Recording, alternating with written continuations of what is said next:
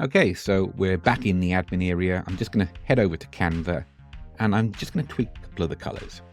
I felt that the gray was a little bit muddy, probably personal taste, but I just wanted it to be a little bit lighter. So there's more of a subtle difference between the white and the silver. And the silver, as you can see, I've gone more sand color than the blue, just because I felt it looked a little bit depressing. Again, that could just be me, but I thought it was worth just tweaking that as a starting point. Also, I'm not enamored with the fonts. I've used Montserrat so much, I think it's time for a change. Again, personal opinion. There's nothing wrong with the fonts, so I've just changed the sizes first, and as you'll see in a second, I'm just going to change the actual font itself.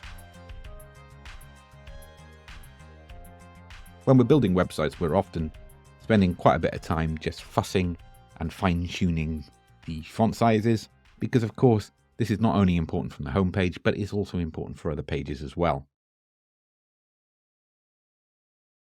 So here I'm just having a look for some alternative fonts. If we're working with a client who gives us a brand guidelines and essentially a font toolkit, then we don't have this luxury. But because we're building this for our Pixel Haze store, I can do what I want.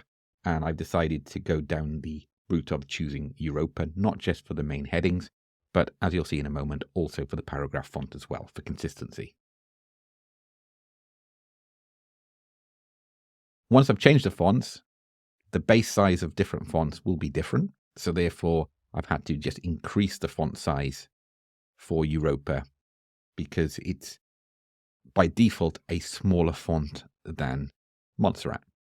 You'd think that they'd be standardized across the board, but there's so many font choices, that's just not an option. So it's just a little bit of tweaking there. So now I'm just going through, just refining that hero unit.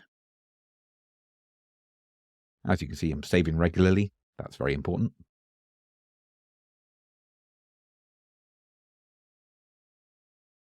Now I'm jumping back into Canva again, and here I'm creating a series of icons. We do have a standalone course of how you can combine Canva and Squarespace. I'd recommend heading over and checking that out. But if you're already up to speed with Canva, it's a great quick access tool to allow you to create the elements that you want.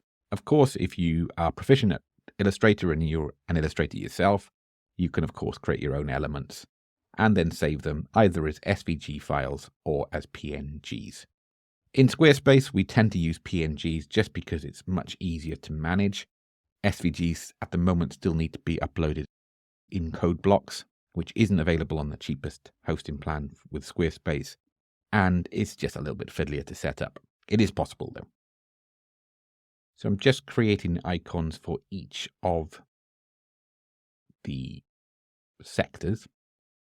And once I've created those, I've downloaded them as SVGs, but then I quickly realized when I go in for this the first time, I remembered that SVGs are going to be more of a pain to upload. So I jumped back in and essentially cheated and will change them to PNG files. Also changed the icons to gold, and I applied a transparent background, meaning that we can apply those gold icons on multiple background colors without seeing that dreaded white box around the icon. So we're getting there now. I'm just expanding, unzipping that zip folder. So if we download multiple images at one go from Canva, it will essentially put them into a zip folder. Just aligning the icon at the moment. As you'll see in a moment, I'm going to be quite fussy with this, and it's going to take a little while to get all the spacing right. I'll probably end up just changing quite a bit here. You can also see here in Squarespace, I'm using the duplicate effect just to use the same icon in the three sections first.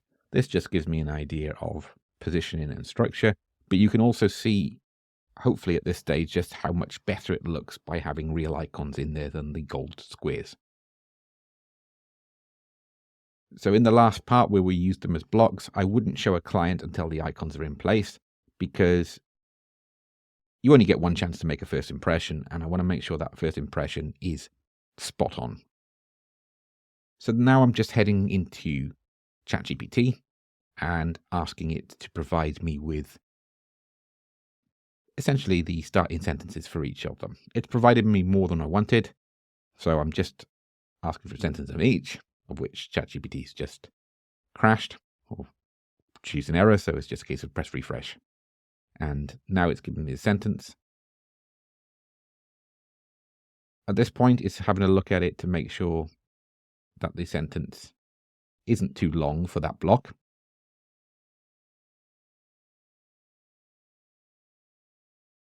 And I've just decided here that I wanted to change the spacing in between each row. So the way Squarespace works is that it works on a 24-column grid, and we can adjust the gutters and the spacing in between each row or column between those little blocks that appear when we're just editing it. Again, if you're not using Squarespace, you'll probably have a slightly different way of editing pages, but this is based on the new Squarespace Fluid Engine. It's fantastic, and it allows us a lot of flexibility or fluidity. So once I've got the first section roughly as I want, and I'm still not sure on the exact structure, again, I'm going to duplicate the blocks, even with one content block to start with. And I'm going to spend a bit of time now just really fussing with the column block widths. The 24-column grid ends just before the right side of the image ends. So therefore, I'm just trying to get these to fit, because what will happen is that text block will expand right the way to the edge of the screen if I go any further. I know I'm getting into intricacies of Squarespace here, but that's why I'm changing the column width now, or the gaps between each column, just to make it better balanced. And here I'm just aligning the images to the bottom of their respective blocks to make the layout more compact. Finally, I've landed on a structure that I'm happy with. So as you can see, this took probably about 10 minutes to get right. That was partly due to my fussy nature, but also it just gives you an example that it's okay to spend a few extra minutes on certain areas, especially when we're talking about tier 1 priority content. We need this looking right. And just even by making the font size, the paragraph 3 font size, is making it more compact. I'm much happier with the overall look and feel of this particular layout now.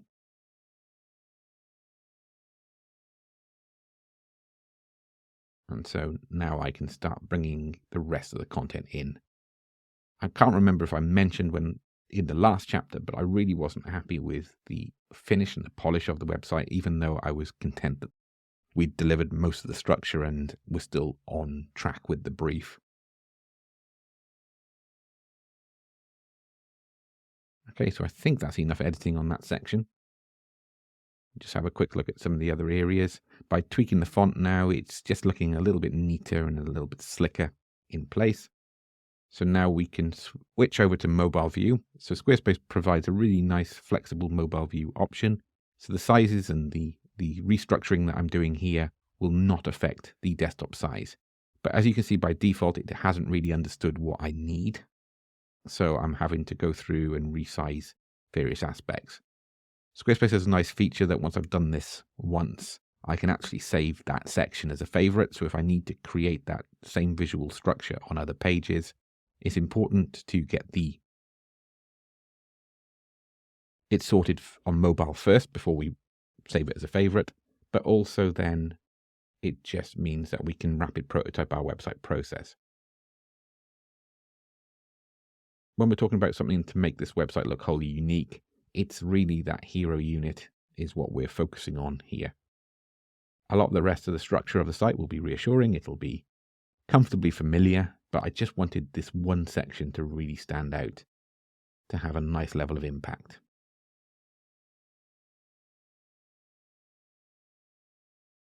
So this is when I'm talking about mobile first. A lot of designers in today's age will look at this first and then build it up to desktop, because mobile may well be their priority.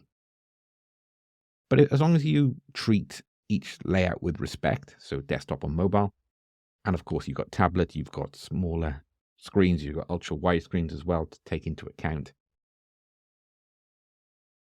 As long as you treat each with respect and you test on all of these areas, you should be absolutely fine. So I'm just restructuring, shortening the logo width to make that look a little bit more compact and less glaring on the page, because we don't want the logo to stand out so much it looks a little desperate. As we can see now, we've got our mobile page looking really nice, and then if we switch back to desktop, we can see it hasn't changed the structure of our desktop layout.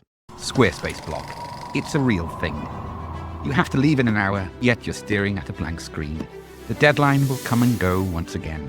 Coffee just isn't making a dent. You feel boxed in and out of ideas. We adore Squarespace and have successfully completed over 500 projects with the website builder, yet we are not immune to the dreaded Squarespace block, staring at the screen, hoping for something to magically materialize. We have scoured the internet for the ideal wireframing tool and have come up empty. We adored the Squarespace section designs in the early days, but after hundreds of uses, they became stale. If I see that bloody landscape one more time. We've searched for, built, and even designed our own Squarespace templates, yet found them inflexible, restricting our design process. Instead of heading down the road to despair, we decided to course correct and build the mother of all Squarespace templates, a platform we could use over and over again, one that boosted creativity and saved us a huge amount of time. In our moment of despair, we forged SquareForge. If you need to freshen up your designs, save a heap of time, and, like us, don't want to move away from your favorite website builder, then we have built something that breaks the mold. And we know we have something amazing. And it's not because we're amazing, we're pretty boring. We know we have an incredible tool in our hands because we have used it over 50 times this year alone. We have built SquareForge from the ground up, pouring in over 20 years of web design expertise into a product that would work for us. We didn't even plan on selling it.